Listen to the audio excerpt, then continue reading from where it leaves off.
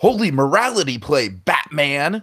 Tiki here, and welcome to the show where Batman the Animated Series expert BlueDragonFive takes animated series novice myself through the wild world of Batman the Animated Series as we cover and recap my first time viewing all these wonderful episodes.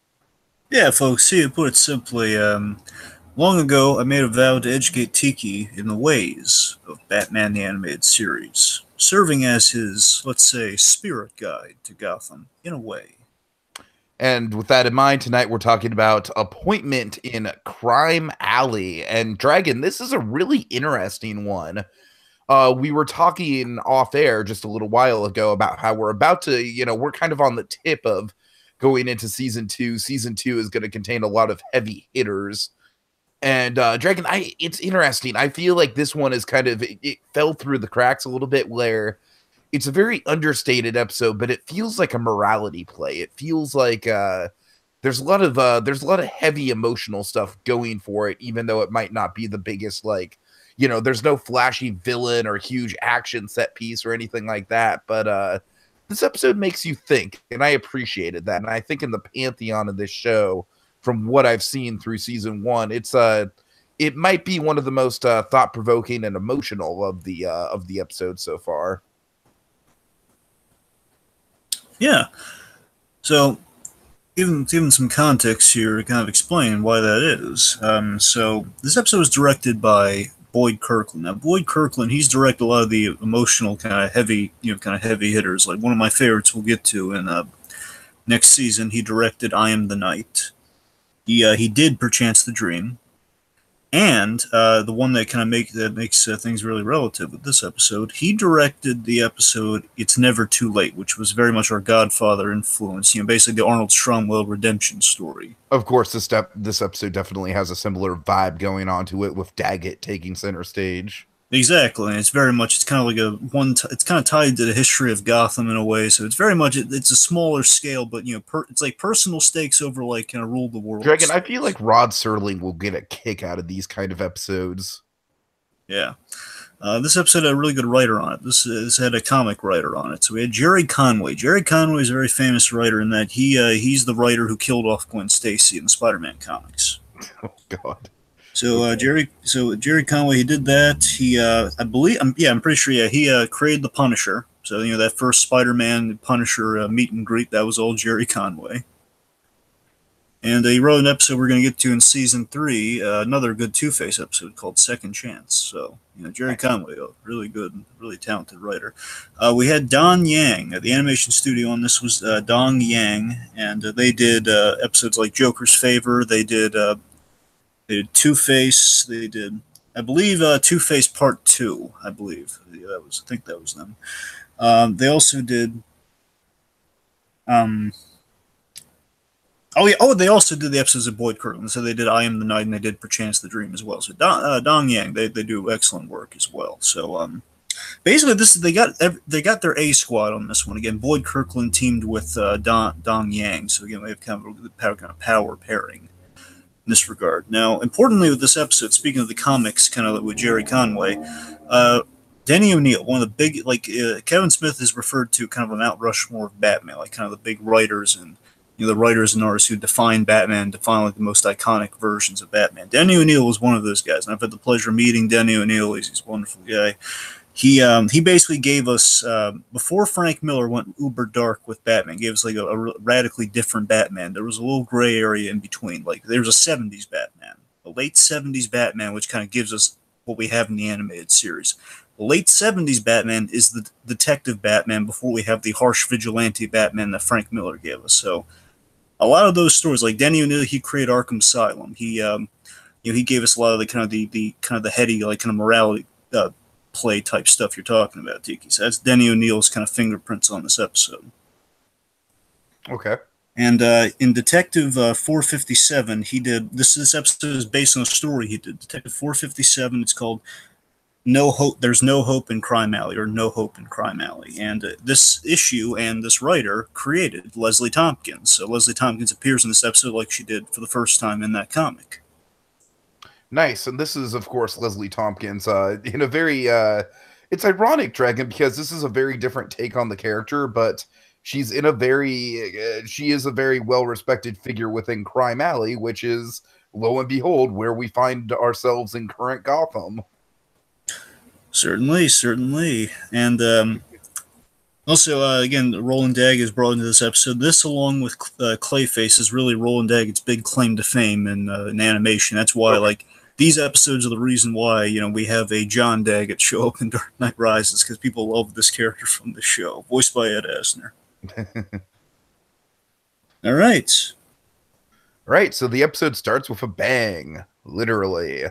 Yes, we're in Park Row. You know, clock turns to this. Clock strikes 9. Roland Dagget, in this great shot, Roland Dagget watches behind glass. He watches this whole block of, again, a really well detailed model explodes. It's kind of like a heady image of, oh my God, Roland Dagget is watching Gotham burn beneath him, and he's giant. Well, no, it's a model. So we have a cool intro that establishes. I haven't seen that much intimidation over a model since Christopher Walken destroyed Country Bear Hall. And again, Roland Dagget is technically based off Christopher Walken, so it's kind of appropriate. He technically is, you know, Max Schreck. He is very much based on Max Schreck and Norman Osborn. So, but yeah, I mean, I really love this introduction on the rewatch because it's a cool stakes establishing demonstration of what we risk in the episode by the end. Like, it's kind of what it shows what the third act stakes are right at the top. So it's cool, little mock up there. Made up by Nitro and Crocker, Daggett's kind of go-to arsonist. I thought Nitro in particular was delightful. He's got a fun name. He's got an interesting voice, and you know, a standout design. And they're voiced by the great David Landers. You know, the other half of Michael McKean's comedy duo from Laverne and Shirley. You know, Lenny and Squiggy. And we have Jeffrey Tambor. And of course, he's definitely big in voice acting. And of course, Muppets from Space, a lot of fame there. Jeffrey Tambor voices one of our favorite characters in Star vs. Force of Evil for Jacob and I. And he was very good in SpongeBob SquarePants the movie. Oh yes, can't forget that. So the plan is to blow up buildings all across Park Row, some big landmark. Here's the thing: there are buildings that are deemed landmarks, which means they cannot legally be torn down. So the plan is to blow up those landmarked buildings and make it look like it was, and use the arsonists, the professionals here, Nitro and Crocker, to make it look like a gas line ruptured and an explosion happened. So there'd be no trace that would leave the Daggett, and basically would go off. While Daggett has the perfect alibi of, he's giving a speech at the time. How could he have planned this? Right, and not only is he giving a speech, he's ironically giving a speech about the nature of the of preserving history and everything. Exactly, and Daggett, so hey, this guy's he was literally just talking about preserving history. There's no way he could be involved. And the clever kind of irony of it all is that, Daggett's going to pin it on, like, kind of the decadence of Crime Alley, the criminal element that took over this once pristine neighborhood. So, like, hey, you guys try to preserve this kind of way of life here, and you're not going to really affect any change. Criminals are going to keep doing stuff like this, so why keep it up? You should be you should be proud that this thing got destroyed so I can build it better. And we have this great recurring theme and visual in the episode, Tiki, and I love it. The pocket watch that Nitro says, when the hand strikes 9, boom, and when the pocket watch and the image of a clock. And again, this really reminds me of something out of the Twilight Zone, Dragon. I apologize if I keep coming back to that as an example, but it feels to me like, imagine a man who knows he's going to commit an atrocity and he's watching the clock and waiting for the seconds to count down until that atrocity occurs. You're not too far off with that, because they do look at very classic cinema. It reminds me of something like Hitchcock, like Rope or something like that. They do really love their Hitchcockian references, particularly Vertigo. Their favorite in working on Batman was Vertigo to look at of all the Hitchcock movies. So I mean, there's definitely a lot of Hitchcock's masterpiece. So that's very appropriate there. A bit of Psycho, like later seasons, you see a little bit more of a Psycho influence, but definitely in the beginning, there's a Vertigo all over the place in the beginning. Vertigo and Godfather all over the place in season 1. Oh yeah. And let's see. So Oh yeah, so again, so that pocket watch is great, and also I love how thematically it ties into the whole appointment. But also, this very like racing to this to it, like, keep a date and keep a date in terms of like 9 o'clock, everything blows up, and of course the other more important literal appointment that needs to be kept in Crime Alley, which we'll get to later on. So we transition from Nitro's pocket watch that he has given Daggett. This is a great montage here. I really like this this Bruce Wayne Oh yeah. working out very intensely, watching the news footage. And Dragon, as we're gonna see, this this episode, if you'll pardon the wordplay here, is quickly going to veer into Bruce Wayne's terrible, horrible, no good, very bad day. So we try to have a nice transition to the Wayne Manor clock, and it's a great sequence. I always liked this sequence as a kid, and I didn't know why until years later when I realized the brilliance of this. Like, oh my god, I was seeing like this angry Bruce Wayne train. Now we know why he's angry. It was like really like I could. Oh yeah, this episode really holds up on a rewatch too. I definitely made sure to get that in once I saw the ending and everything and how it all came together.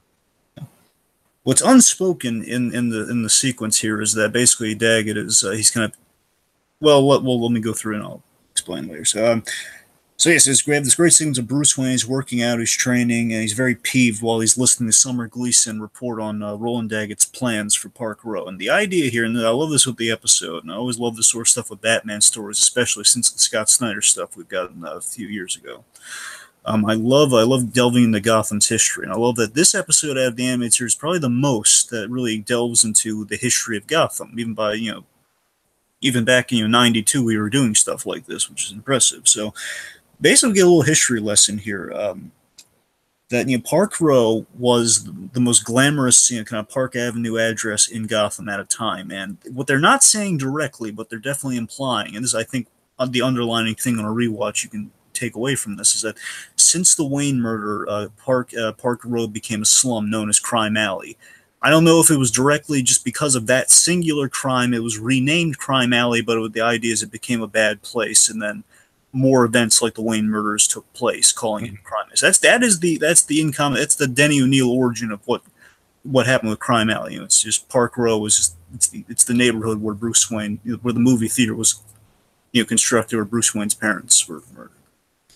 Right. We tease Leslie Thompkins. I like that she's just kind of there amongst the crowd, like a lot of the people who live with, a lot of the downtrodden who live in crime. There's definitely a number of homeless people there. It's like the Narrows as we see on Gotham. You get people who've been really on down times, like Salvo from The Forgotten. Remember the homeless episode we had earlier, the Forgotten?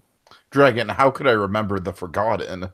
How could I forget The Forgotten? It has the best Batman villain of all time. God. Boss Biggs. Yes, Boss Biggs. I mean, come on. How could we forget the legacy of Boss Biggs? But you remember Salvo? Ledger Joker, eat your heart out.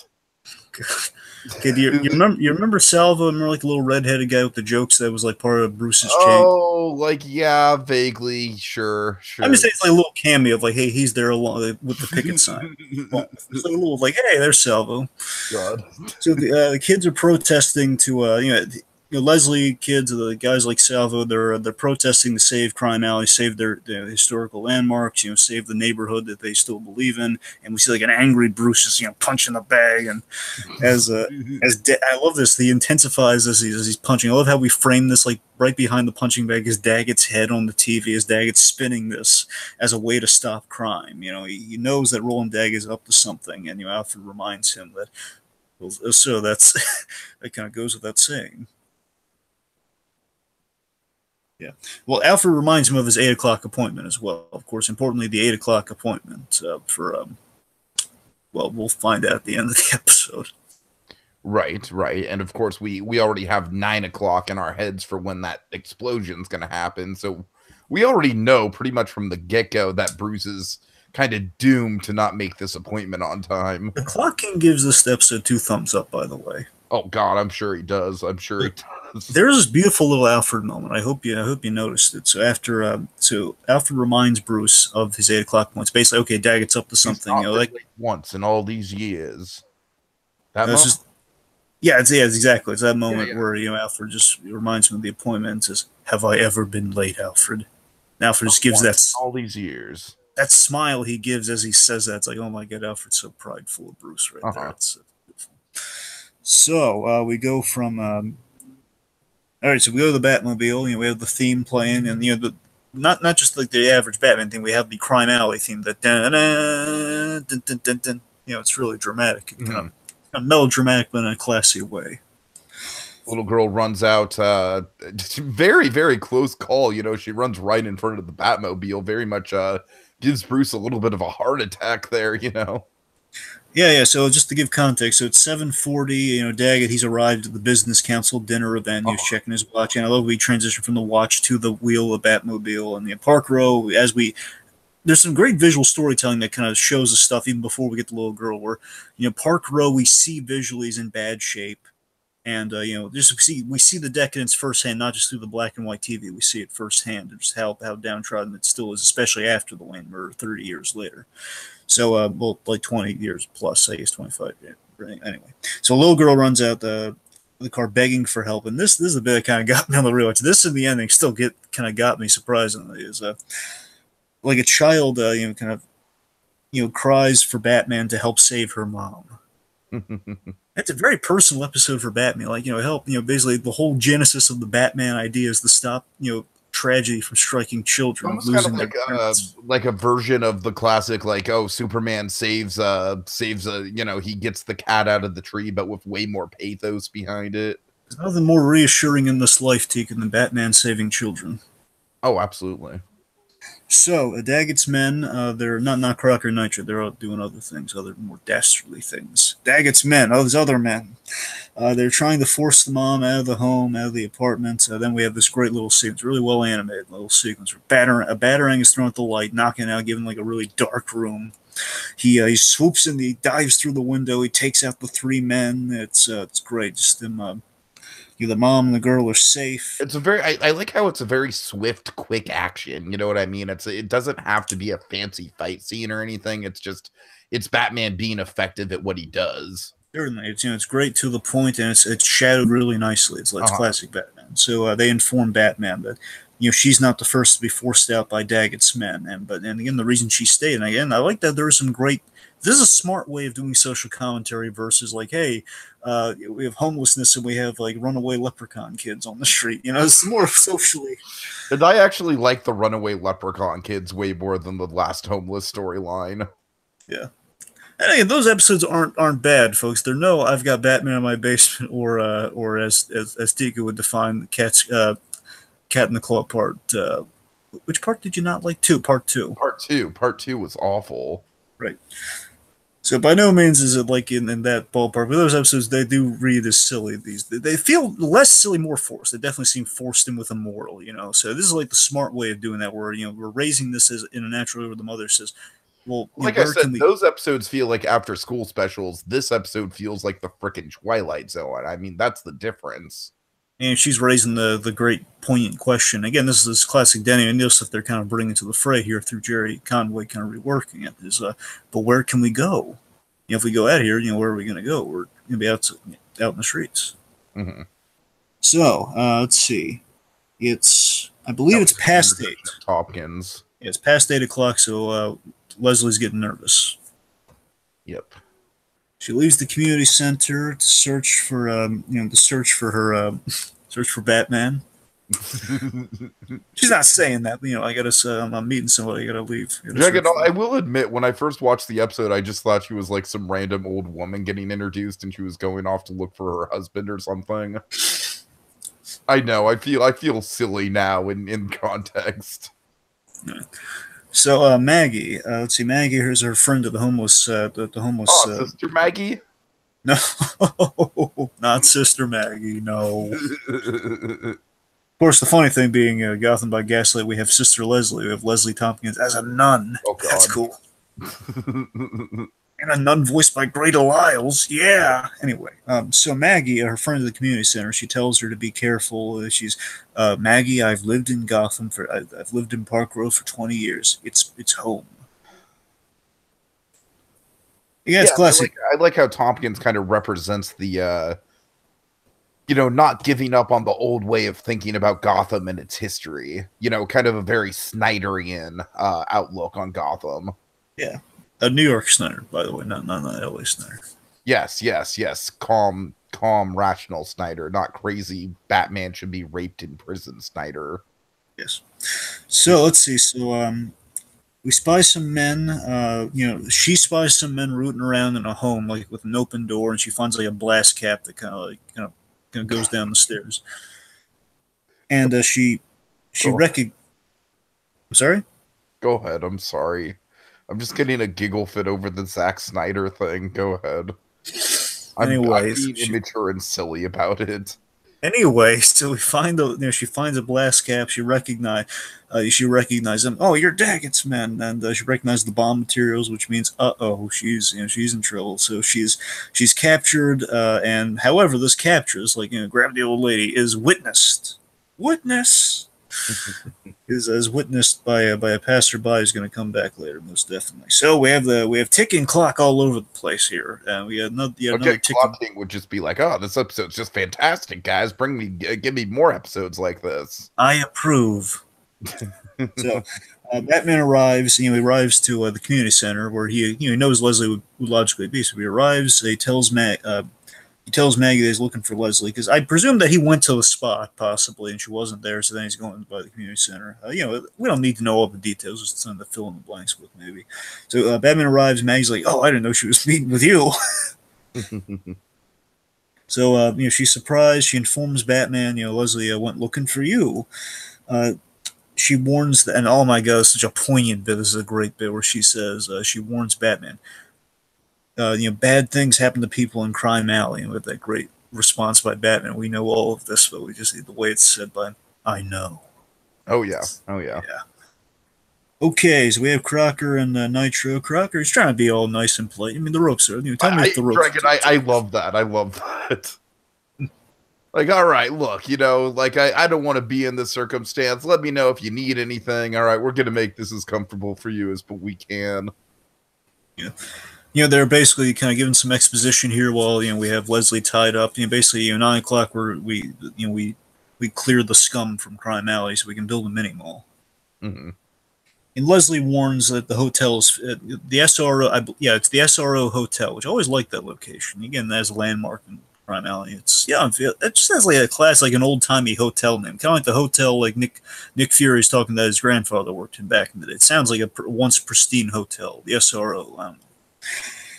Anyway, so Leslie warns the hotel has people in it. A lot of them are crowded in there watching things on the TV and such. And they was writing off of, well, hey, we warned them. All the Daggett's men, as we saw earlier with the little girl and the mother, it's like, hey, they were warned to clear out, so they got caught in that. It's their own faults. Mm-hmm.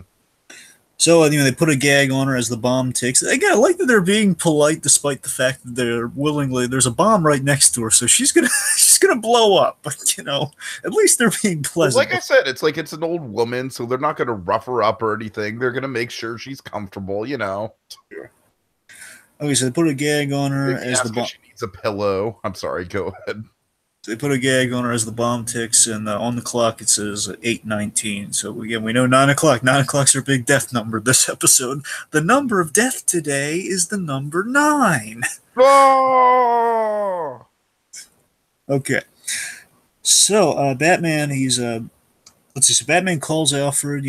Alfred concurs. Basically, Alfred's concerned about, oh boy, you can't find Leslie. That's distressing. But as this conversation is going on, Batman is distracted by sirens in the distance. We see, as a great scene, we have a hostage situation going on here.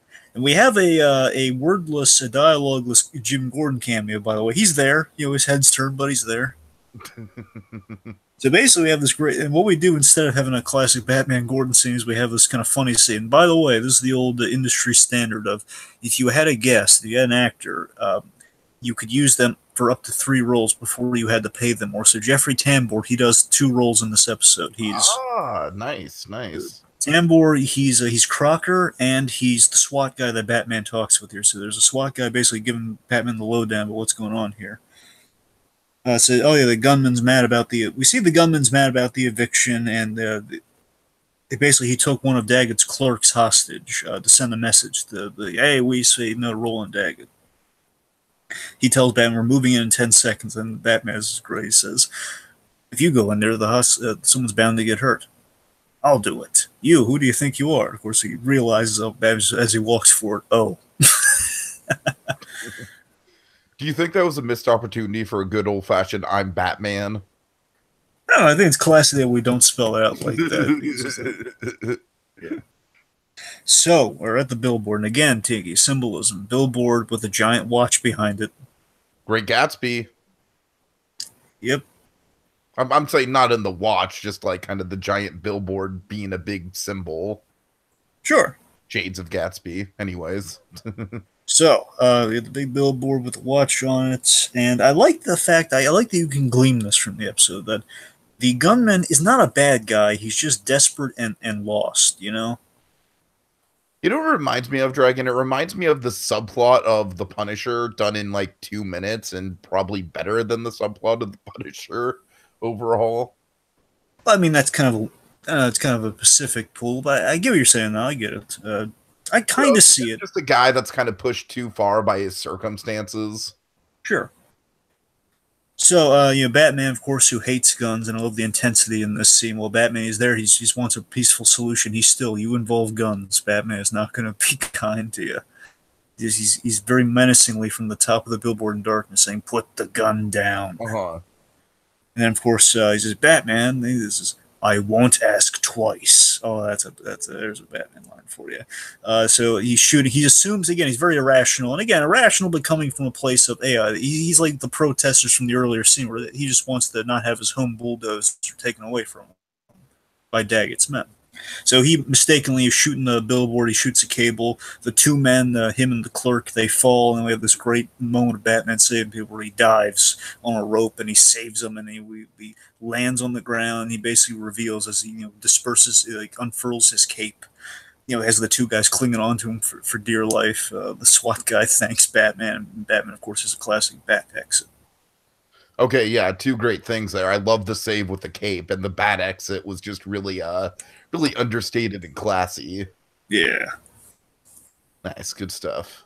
Okay, let's see. So then we have. Oh yes, we have a little Easter egg here. We have mailboxes with the cruise team on it. Like Bruce Timm's name is on there. Eric Radomski, the writer, the producers. We have like a lot of names on those other mailboxes, along with Leslie Thompkins' mailbox.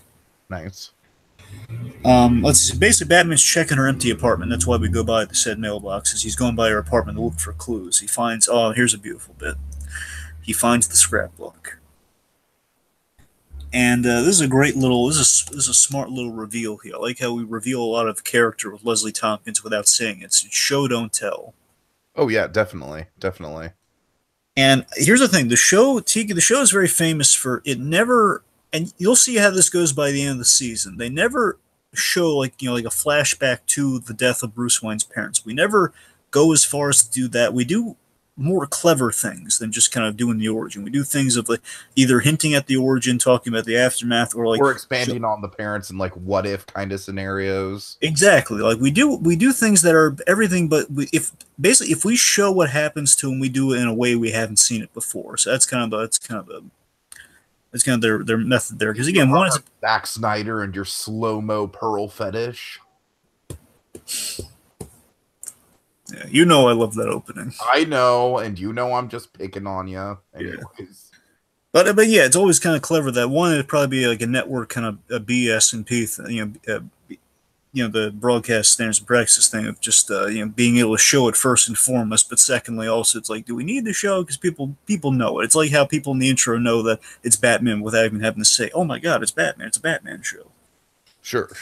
So yeah, same points. We imply it very well in this sequence, and you feel it. We see the outlines on the ground. You see Leslie. We see news clippings of the outlines of Bruce's parents on the ground. We see Leslie holding Bruce before Alfred arrived in a photograph, which we're definitely going to call back to in a really profound way. It's a really nice little kind of sequence of Batman using detective work, but also kind of getting to the heart of it all at the same time. Really well economized scene. So while he's doing that, outside of Leslie's apartment is Witness. So this said Witness, he's like, "Oh, poor Dr. Thompkins," and of course, as he's remarking that to himself, Batman appears, asking a few follow-up questions.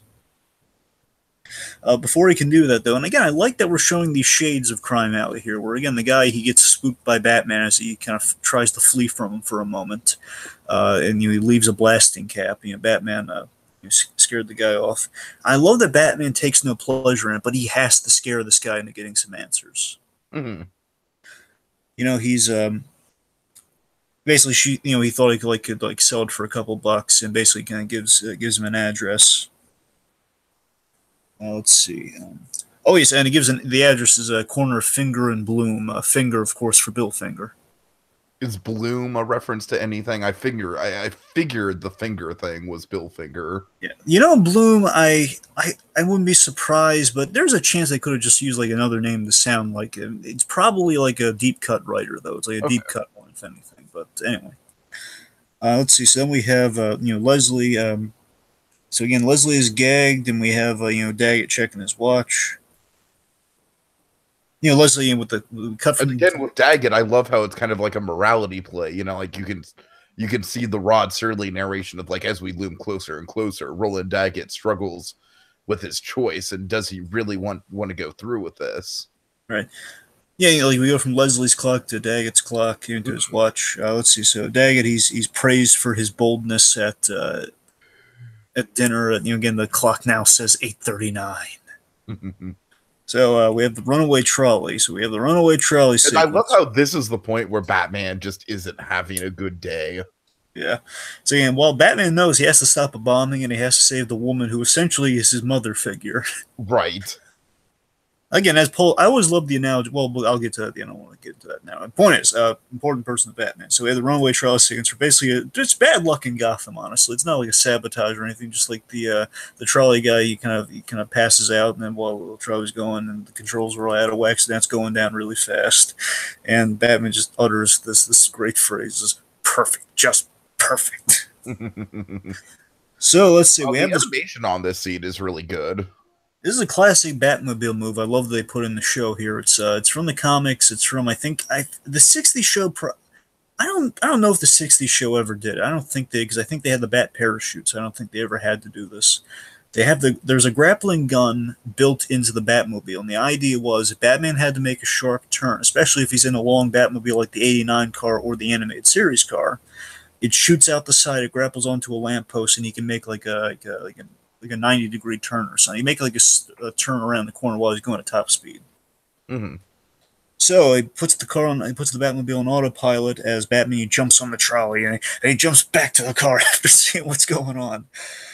He does this great thing where he reverses the fins, like the really cool fins on the back of the car. He reverses them so he can basically latch onto the car and shoot reverse thrust. So it's basically slowing the trolley down using the engine from the Batmobile. He blows both tires off the car in doing this. And of course, doing that, it's just like, oh crap! Now, how is he going to get to Thompkins? How is he going to get to the bomb? Oh no, Batman! What are you going to do? Yeah. What will Batman do? Anyway, God. That's a Freakazoid reference for the folks out there. Anyway, so we stop he stops the trolley from crashing. We have a Batman Returns reference here. Tell me you like the Batman Returns reference. Oh God, you have to remind me what it is. He does the thing from Returns where he pushes a button on his belt, and basically he locks the car. Like the armored shell comes out and locks up the car. Oh sure. I forgot that was from Batman Returns, but yeah. While he does that, one guy's like asking for an autograph, and Batman just kind of grapples away. So again, he's grappling, at top speed, So let's see. So Batman. This is a great. It's kind of like the Spider-Man web swinging. It's like it's not the most fast way to travel, but it'll do. It'll get you from point A to point B in an efficient amount of time. Yeah. Okay, let's see. So Batman is a great little interrogation sequence here where Batman catches up with Crocker and Nitro. Mm-hmm. And by the way, we've only had two Superman references in the original animated series here before they ever did the Superman series. So one was in Grey Ghost where Jimmy and Clark were in line to get autographs from the Grey Ghost. And here, the truck that Crocker and Nitro are using says J. Olson and Sons Photography. So the idea is Jimmy Olsen's father, and Jimmy Olsen, I think, had a brother too. Like the whole Olsen family is like they come from a line of photographers. So it's like they use one of their trucks to kind of get in and out inconspicuously. And of course, they're actually alive, unlike in the DCEU. Yes. Oh god, I still hate that movie. Oh, so I know. So I love how Batman works. Works this here. Basically, he basically he uses what he knows. He tells them that he knows that they know he's on to him in this scene. Basically, he's like saying, "Oh, you guys are back in town. Huh? I remember you, Nitro.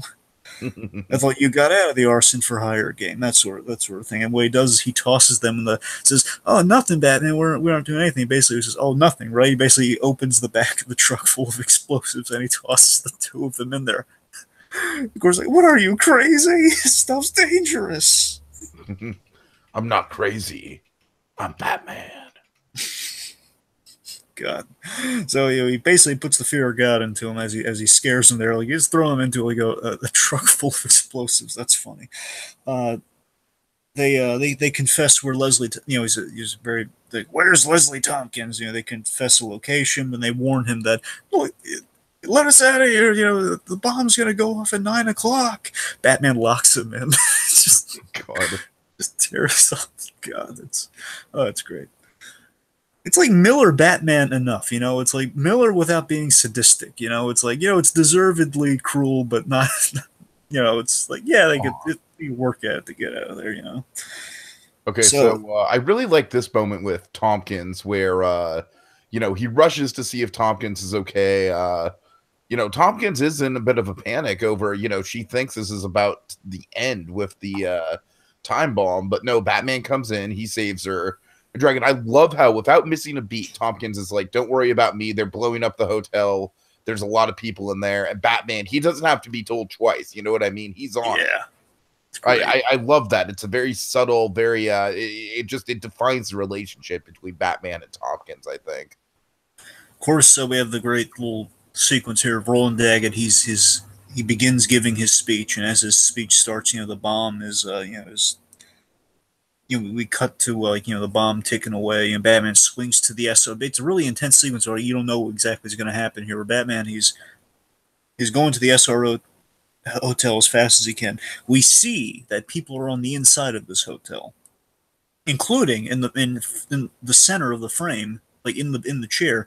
It's the mother and girl from the earlier scene, so we know they're in jeopardy because again they're kind of out of their apartment because they don't want to be ransacked again. So we have Batman's shadow over the bomb. I think it's very, very intense. And this is all intercut with Daggett's speech about the underclass hindering progress, essentially. Mm-hmm. And again, the clock strikes 9. A lot of bombs go off in Crime Alley. So for a moment, we're unclear if Batman succeeded or not. We cut to and right after that. We cut to Daggett giving a handshake, like a photo op. He was like, "Hey, good speech, Daggett." So then we have this horrific fiery aftermath of Park Row. Yeah. Once again, very anime inspired, and I know I keep using the anime influence with destruction on this show. Dragon. And again, Tiki, there isn't. Don't be too ashamed of that. There is like a lot of Akira influence in that. No, I'm not ashamed of it at all. Did I sound ashamed? I think it's really cool. I think it's a nice kind of cross-cultural thing we have going on there. I mean, ashamed. I meant like don't think you're crazy on that. It's just yeah, it's there. It's definitely. Right. Just, it's definitely there. I'm just like I was right. Like, myself like, oh, woe is me. I'm so stupid to compare it to anime. But anyways. But yes, yeah. I mean, believe me, they perfected the explosion animation all the DCAU shows. Believe me. So let's see. I mean, I think Bruce Timm secretly loves explosions. By the way, I think he appreciates a good explosion. So yes, we have Daggett on the scene. He's using this as yet another photo op to gloat and basically spin it. He's going to spin the destruction here again as like, hey, this is inevitability. He gloats over, oh, you should expect violence in Crime Alley. And I love this like a line that would directly piss Batman off. Like you can only expect. Again, he knows this guy's responsible, and he's trying to. He's trying to turn like something that he did, a crime that this guy committed, as like a way of saying, hey, more Wayne murders are happening in Crime Alley, and I love it. It's kind of in the subtext of all this.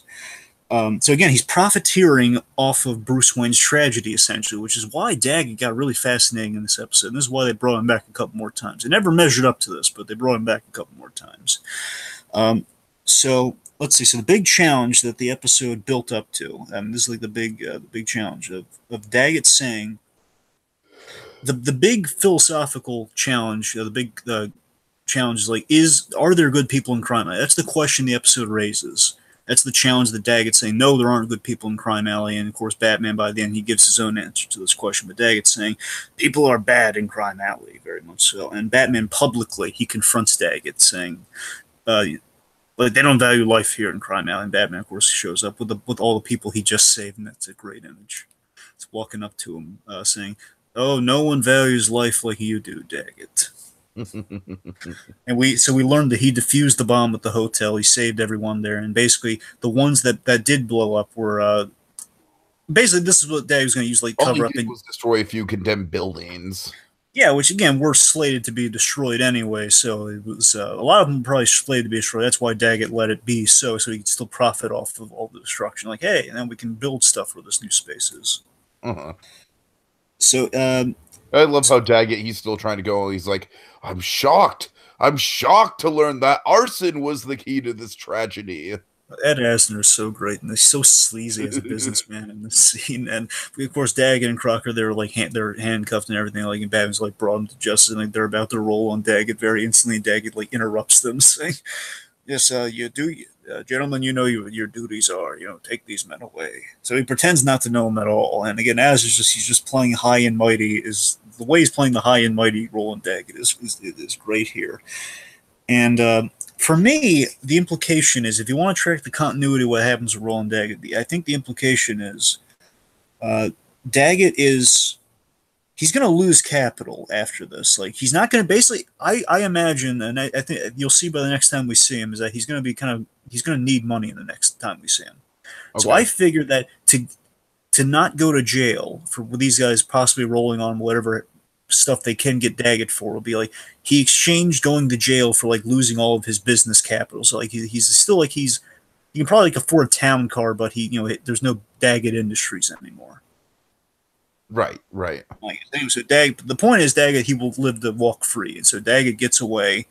And there's this beautifully tragic, sad Batman image, and this is like a Denny O'Neil thing I could easily see, because Denny O'Neil's all about the socially conscious superhero, all sorts of stuff like this. Where as Daggett gets away, he's smiling in the reflection of the limo or whatever he's driving away in. And Batman, he crosses the barricade because he wants to throttle Daggett. And as we saw how angry he was at Daggett in the beginning, and we see this image of a Batman. He's gritting his teeth and he's looking really sad in the mirror at Daggett, the reflected mirror to Daggett. It's a Batman desperate for justice, like crossing the barricade again, a vigilante crossing the line a little, with Gotham on fire, with essentially Gotham on fire behind him. A Batman desperate for justice. It's a sad image. Mm-hmm. Daggett smirks and drives away, and again, that whole Batman flames behind it's great. And then Leslie kind of stops Batman from kind of following the limo, and tells Batman, Daggett won't escape the law forever, and you have an appointment to keep. And here we go. Here's the big moment, folks. The big moment. If anyone's been wondering what the image that we have locked in place is from, this is it. Oh yeah, so here's the big moment. It's a beautiful ending. So again, as I mentioned earlier, so Daggett's answer to kind of the question, is there hope in Crime Alley? Are there good people in Crime Alley? His answer is no. We get the answer from Batman here. So Batman and Leslie Thompkins, they're walking down Crime Alley, a very familiar alleyway. She remarks on how, Park Row used to be beautiful. Good people lived here once. You can see very specific with the wording here. Good people lived here once. Good people still live here. Good people still live in Crime Alley. Yeah. Oh my God, it's great. And he leaves the roses, so we reveal that it's the anniversary of Batman. And we see another anniversary in the animated series, which is one of my favorite moments. And the next time we do this, so he leaves the roses, and the music cue is played at this moment as we show the last shot of the episode, which is basically what Paul Dini's always described. Not this shot in particular, but with Leslie Thompkins. He always described Leslie Thompkins as Bruce Wayne's angel of mercy. Mm-hmm. And we saw a literal version of so that. You can just imagine like someone that's going to be so influential to Bruce Wayne's life, so so helpful towards guiding him on his path, comes out of the darkest circumstances and the darkest place. And like she's like the one gleam of light that will kind of keep him, like kind of guide him along the path in a way. Mm-hmm. I guess that beautiful image of the angel of mercy shows like her in the modern day, like in the Batman regalia, like she's like kind of leaning on Batman's shoulder, and then we show the image that reflects this from the past. And then the idea is like years ago, before Alfred showed up on the crime scene to comfort Bruce Wayne, or went down to the police station after talking to Gordon, or however it went down, Leslie Thompkins, who lives in Park Row, was the first on the scene to comfort the son of Thomas Wayne. And this is the photo right here. It's just, oh my God, that's the example of a good person who lives in Crime Alley right there. Just visually speaking, I think it speaks for itself. It does. Oh boy. All right. Okay, so final thoughts on this one, Dragon. I got to admit, like talking through it with you, I wasn't quite sure how the fan base felt about this one. And that's kind of the interesting thing about doing these shows in general with you, is that, I kind of get to form my own opinions before. I mean, obviously there's certain episodes that we talk about, like Mr. Freeze and, or I'm sorry, Heart of Ice and, stuff like that, where of course it's, I'm walking in expecting a masterpiece, but for this, I wasn't sure. It was a big kind of question mark for me. And, I gotta say, this is one of my new favorites. Like I said, it doesn't have a flashy villain or anything like that, but what it lacks in flash, it definitely makes up for in substance. It's a thought-provoking episode. It's got an ending that's both heartbreaking and uplifting at the same time, and it's got some really stellar bits of animation in it too. It's got some exciting moments, and it's definitely kind of stands out to me. Yeah. For me, it's a story. I love that it's a story about Gotham before it's a story. It's not a Batman going up against a villain story that we've had before. This has been interesting. I like that it's kind of like it's a different story to see kind of Batman go through. It is a little reminiscent of like kind of when we had these really inventive stories, like like It's Never Too Late, kind of these off the beaten path stories that kind of get lost in the shuffle of all the fantastic Heart of Ice type episodes, as you were saying. It's like it's strong yet it's a strong yet quiet story with real down to earth stakes. It's has a very poignant ending, and it is a great introduction for Leslie Thompkins. So it's definitely it's a fantastic underrated episode, I guess. Like, it's funny, I could see myself not liking this episode as a kid at all, but as an adult, I definitely appreciate the nuance of it and the subtlety and the message it's trying to tell. So yeah, good stuff. All right. Okay, crack out some Dozier, Dragon. Let's get the heck out of here. Okay. The Dozier. Okay. The Doge. Love in the air. Theme park shenanigans. Mice wearing hats. Will the Mad Wayne Tech Doctor turn Gotham into Wonderland? Can Batman save Alice before she loses her mind? Find out. Same animated bat time, same animated bat place. On the next visit to the animated Batcave with Mad as a Hatter.